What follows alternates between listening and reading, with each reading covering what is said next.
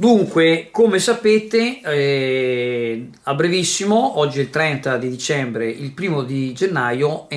ci sarà lo switch nel trasporto pubblico urbano tra la ACTV, che è società pubblica di cui il Comune di Chioggia è socio con una quota del 10%, e con Arriva Veneto, che è diciamo, il privato con cui l'amministrazione è arrivata, diciamo, a passare, intanto diciamo per un periodo anche di prova, il trasporto urbano delle frazioni. Questa mattina, assieme con l'amico Gianfranco Turcato, che è residente a Cabianca,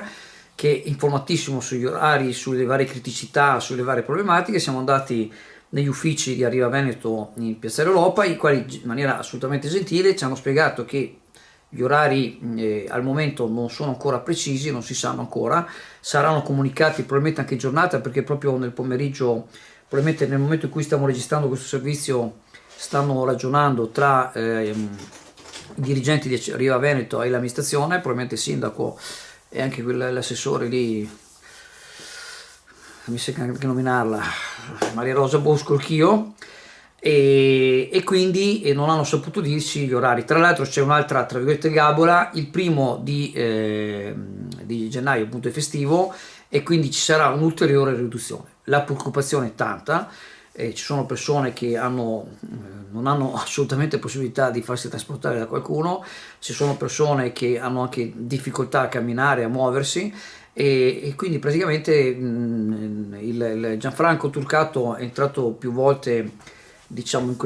questa diatriba con i suoi interventi, e Gianfranco abita su un'abitazione, una residenza del comune di Chioggia, e quando gli è stato assegnato l'alloggio non è che lui vuole andare a Cabianca, è andato dove praticamente c'è stata la disponibilità, quindi dice: a me mi avete messo là, se non mi date i trasporti come posso fare? Ma non c'è solo appunto Turcato, ma ci sono famiglie con bambini piccoli che devono portare l'asilo, c'è tutta una serie di situazioni. C'è da dire che questo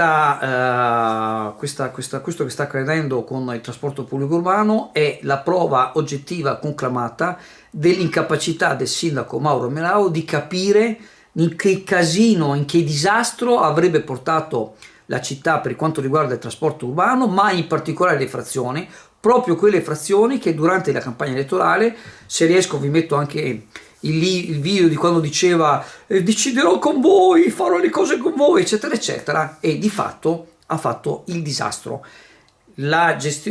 Questa problematica con ACTV poteva essere gestita in modo totalmente diverso, e comunque ne parleremo in maniera più approfondita in un altro servizio.